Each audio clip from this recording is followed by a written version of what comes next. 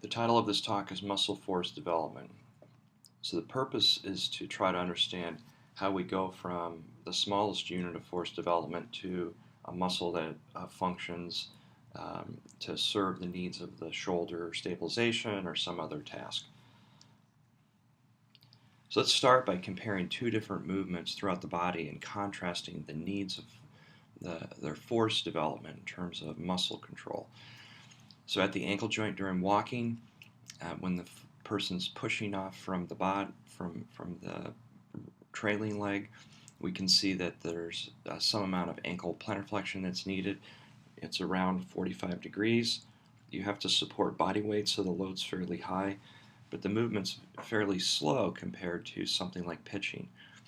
In pitching, we have the person who's throwing the ball. They start with their arm cocked and then have to accelerate through almost 160 degrees of internal rotation to let the ball go, and the load magnitude is simply the ball and the inertia that the ball represents, but the movement rate's extremely fast. So these two motions, they contrast in terms of the size of the load, the range of motion, and the rate.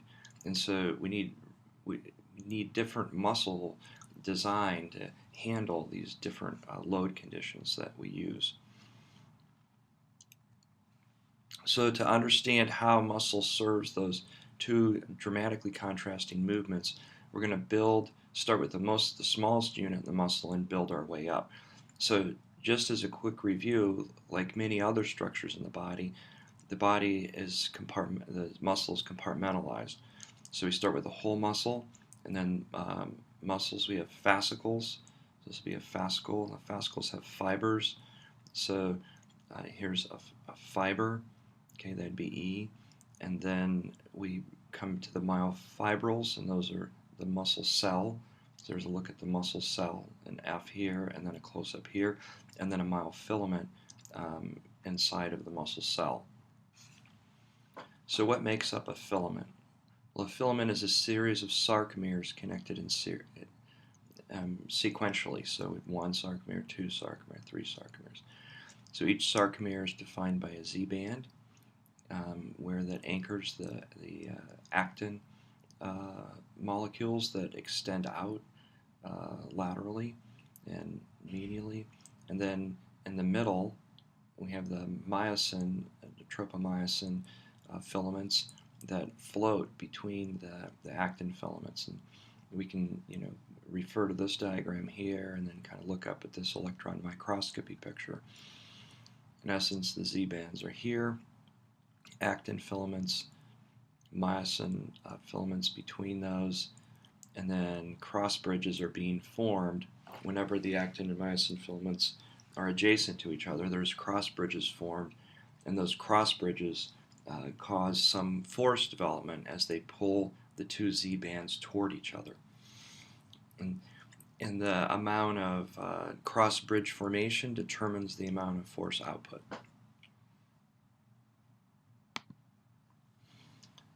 So to reiterate this point about the sliding filament theory and about how cross bridges are connected to force production, we're going to quickly review the force length experiments that have been performed on different kinds of muscle. So basically the setup's something like this. You take a muscle, stretch it with a force transducer on one end, and then control its length by adjusting it on a bar like it's done here, and then stimulate the muscle maximally at the different lengths and see how much force is produced. So here's an example of the force output from one of those experiments. So we have the force on the Y and length on the X, where 1 equals the resting length or the middle length of the muscle. And then what we can see is different graphs here representing the sliding filament theory. Here at the top, so it's supposed to be myosin filaments surrounded by actin filaments. And these are the Z-bands here. And so what we can see is that for each point on this force length curve that's been developed, there's a theoretical position of the actin and myosin filaments relative to each other. And this is explained. You notice that the curve, the force curve here, can be divided into both the passive and active components. And what we're focusing on for this slide is the active component. And so we'll start to the far left in terms of the shortest position of the muscle, and therefore the most overlap between the cross bridges.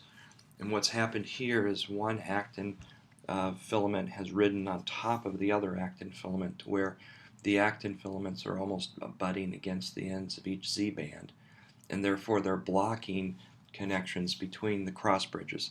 So there's almost no force development possible.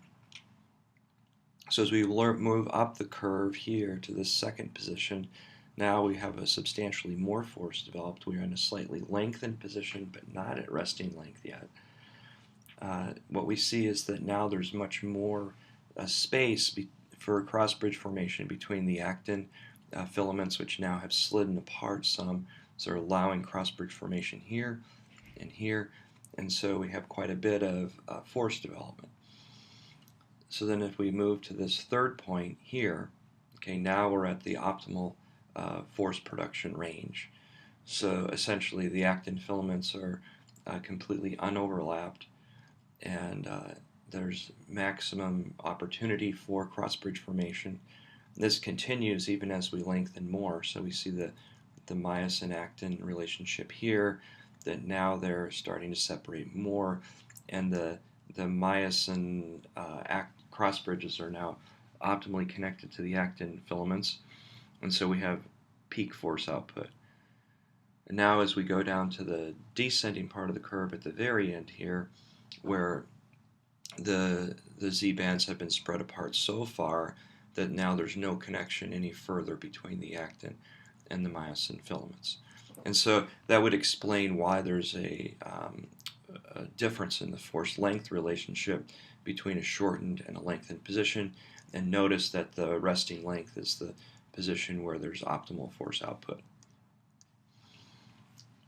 So this slide is to try to understand not the active component of muscle force development, but the passive. So we need to remember is that even though in this kind of far slide here to the right that we've spread apart the Z bands, we've separated it out so there can be no more cross-bridge formation, but we're also stretching connections that anchor the myofilaments and the Z bands together so they can't be pulled apart anymore. So as we stretch that, we're engaging the connective tissue element that holds the sarcomeres in place, and as we stretch that, we get a passive force development. And that's what this passive force represents, which starts somewhere near the resting length or mid-length of the muscle. So the other relationship that's important for us to remember is that there's the rate of cross-bridge formation is limited. And so because it's limited, the contraction velocities of the muscle are also limited. So in this graph, it's a plot of the muscle force relative to the contraction velocity. The negative velocities represent an eccentric contraction, and that's labeled 3 here. The zero velocity represents an isometric contraction, and that's labeled 2. And the positive velocities here in the X represent concentric contraction, and that's labeled 1. So we note, first of all, that there's a sharp decline in the ability to produce force as we increase our shortening velocities, our concentric contractions. As we do eccentric contractions, there's an immediate increase in force output. And this is integrating both the force velocity and force length curves. So here on this graph, we can see this is muscle force development on the Y. On this anterior posterior line, we have velocity with shortening velocity being to the right or right, and then here posterior is lengthening velocities. And then here in the kind of oblique medial lateral position, we have length. So we can see that essentially a muscle produces force over this whole area, where at a very fast velocity but a short lengthening velocity but a short length, we might get a force, say here where the cursor is. If we have the the shortening velocity isometrically at around the resting length, we would get something close to this cross-section point. So in summary, sarcomeres have both an active and a passive element. The active element is highly dependent on length, and that's completely predictable from the sliding filament theory and how much cross bridges are formed. The optimal cross bridge formation output corresponds to somewhere near the mid-length of the muscle. Cross bridge formation is rate limited, which helps explain the force velocity curve, and lengthening contractions develop much higher forces than shortening, and that probably has something to do with the fact that it's much more difficult for us to break a cross bridge formation than it is for the cross bridge to ratchet or draw the actin-myosin filaments together. There's also a passive element which is engaged near the resting length and is connected to the connective tissue skeleton that supports the Z-bands. So a legitimate question then is does a whole muscle behave like a sarcomere? Is it just a giant sarcomere? And that's what we want to the question we want to explore next. So the first thing we notice when we look at muscles, there's a lot of variety in the types. There's the arrangement of the fibers is dramatically different. You have something here like the rectus abdominis muscle, which is interdigitated with different connective tissue bands. You have other long strap muscles, something like the biceps, or a wide sheet of a muscle like the latissimus dorsi of your back, or something that's has really short muscle fibers that are all packed in together like the deltoid muscle. So we have this wide variety of muscle across the body, and we're trying to understand why that would be true. So what's obvious from the previous slides, we can arrange muscle fibers in many different ways. And so one of the things we could equate that to is that's the same as saying that we're arranging the sarcomeres differently. So we're taking this basic building block of the sarcomere and putting it in different geometrical arrangements.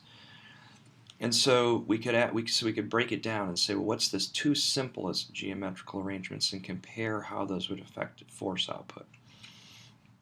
So one way is to put the two sarcomeres, let's just take two next to each other and then attach them to the bone.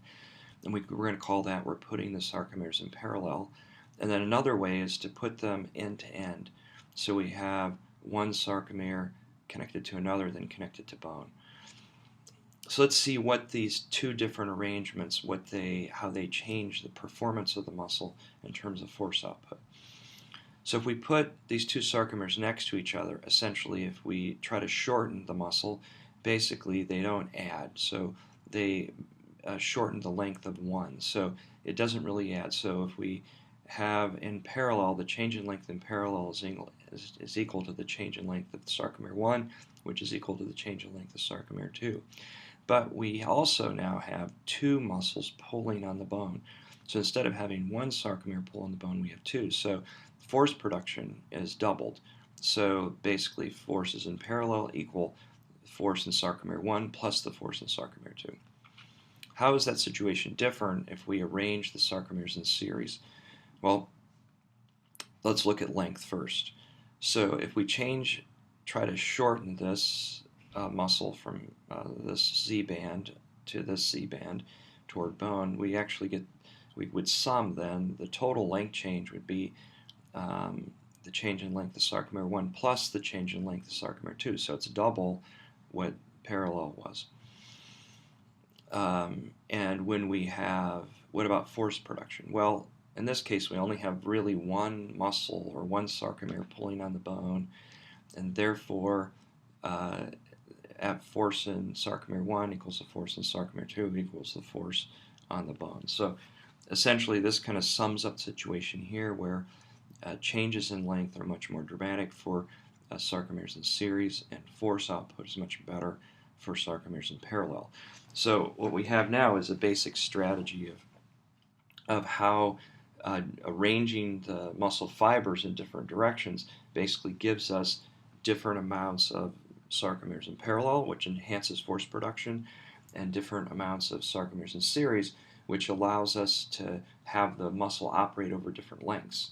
Okay, and the other thing about having more sarcomeres in series and a better length is that it's also going to be able to operate at higher velocities. So one way we capture how many sarcomeres are in parallel is to take a variable called physiologic cross-sectional area. And the PCSA is essentially the perpendicular area relative to the line of action or the muscle fiber direction. Okay, and so see here we have the muscle fiber direction of the biceps, and then we put here a cross-sectional circle around it, and that would be the physiologic cross-sectional area.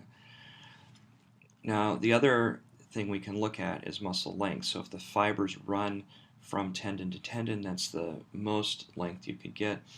And so, for example, that would make this muscle operate, that mean that a lot of sarcomeres are in series, and so the muscle would be able to develop force over a large range of motion, and also be able to contract rapidly. But we usually don't see muscles that are all just straight. A lot of times the fibers are angled relative to the line of pull of the muscle. And so we should think about the consequence of that for a minute. So essentially the optimal force output for a muscle would be to have every fiber in line with the tendon or line of action. But it's not true. We have something called pennation angle that frequently occurs across most muscles. And it's interesting to think about this for a minute, because in terms of just efficiency in pull, if we're only thinking about the line of pull, there's a loss in efficiency. So in essence, for every amount we angle it, we lose some output relative to the line of action. So the pennation angle is the angle of the fiber relative to the line of action of the muscle. And so the highest angles are around 30 degrees. And so there's a decrement in force along the line of action of the muscle of about 13%. And that's, we take the cosine of the angle, we'll get to the relative force along the line of action, and that's an 87%. So a 13% loss in force output. And so the body doesn't usually do things that are costly to it, so there must be some other benefit. We can look here. Here's some examples of the pennation angles that occur in the upper extremity here, and the deltoid's about 18 degrees. That's the highest that I could see in the charts, and about 30 degrees in the lower extremity. So one of the things we're going to notice is that fibers that have high pennation angles, it allows us to increase our PCSA.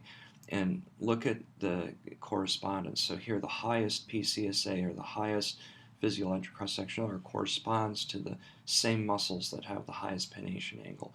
So essentially what the body's doing is it's losing a little bit of force output by angling the muscles, but it's gaining a lot in physiologic cross-sectional area. Let's take a closer look at that from a geometric standpoint. So here we have a reference muscle, which we were thinking is optimum in terms of the geometry or line of pull. We have a PCSA here, perpendicular to the muscle fibers that run the length of the muscle. Now here's a muscle that has fibers that have a fairly high pennation angle, somewhere around 20 degrees. We'll look at the PCSA now as perpendicular to that line of muscle action, or the fiber directions. And so we see quite a large increase in PCSA. So the increase in PCSA offsets the loss in force due to pennation angle. And so we see multi-pennate muscles with lots of short fibers that have a high angulation, or a biopennate muscle like this.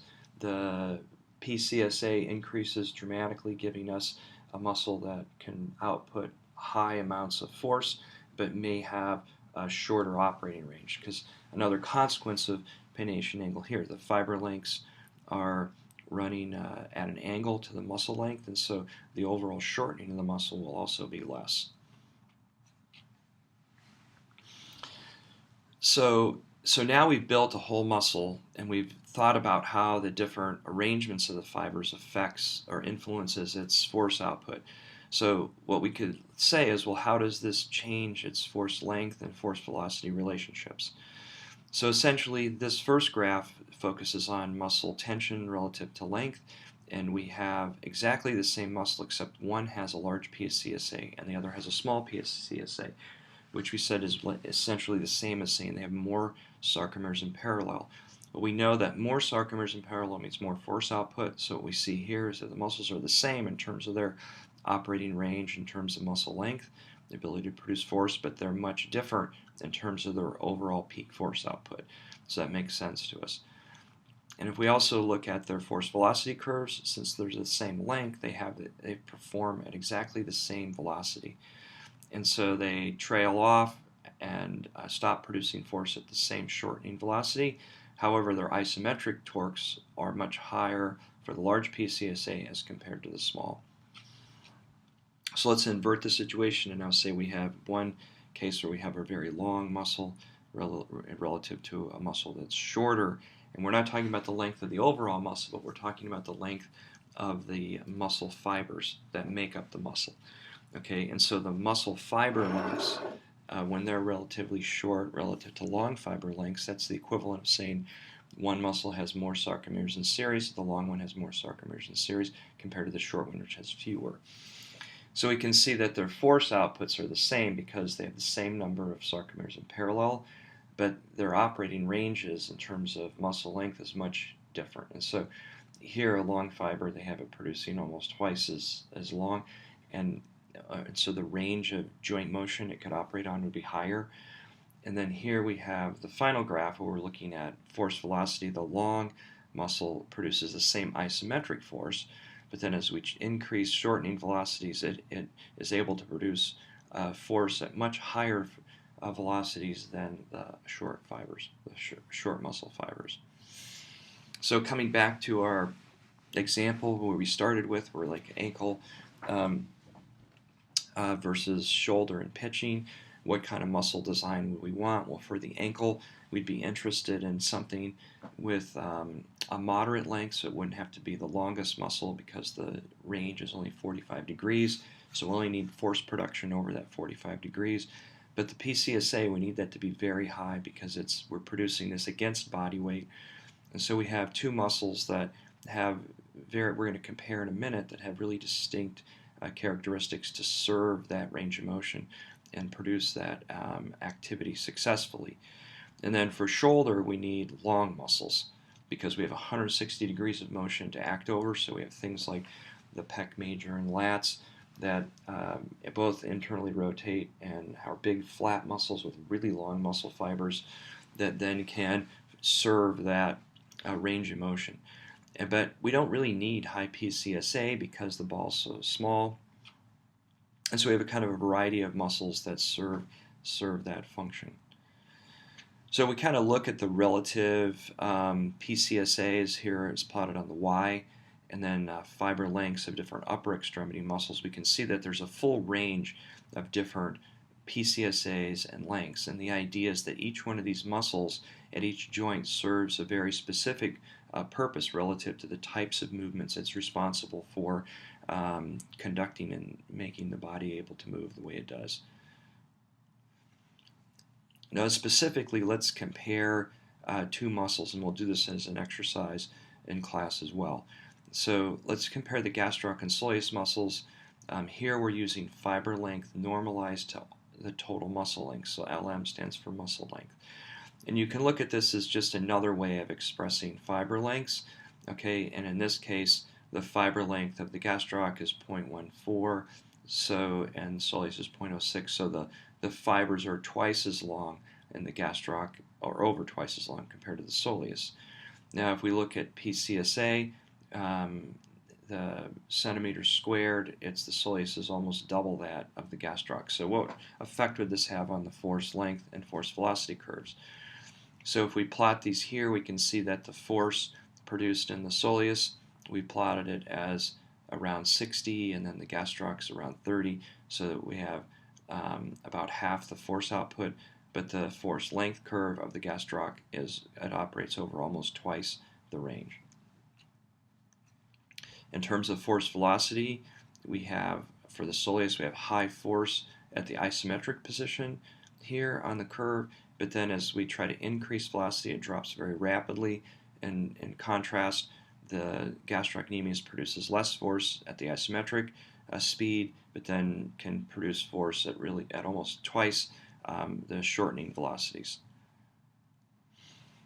So let's look at a research article that examines the operating range of the muscle during walking. So this is an example of how a setup would be for doing this kind of thing. You can see the markers track the joint motions, and then there's an ultrasound probe here on the back of the leg in this kind of squatting position or picking up force. And here you can see the pennation angles using the ultrasound of the gastroc and soleus muscles. So by using that technology, and we just want to focus on this graph here at the bottom of the page, we can see a force on the y and then length here on the x, and then this operating range of the muscle, at least a theoretical one for a force-length relationship. And we can see here then the colored areas where the muscles are actually recorded to work. And so both the soleus and gastroc muscles were really operating toward their optimum range and a little bit on the ascending limb here of the force length curve. So in summary, whole muscle force length and force velocity behavior is determined by how sarcomeres are arranged. And this has to do with fiber or filament arrangement. Various muscle fiber arrangement leads to highly specialized force abilities of each muscle, and rehabilitation takes advantage of training that is consistent with each muscle's capacity and therefore their inherent design.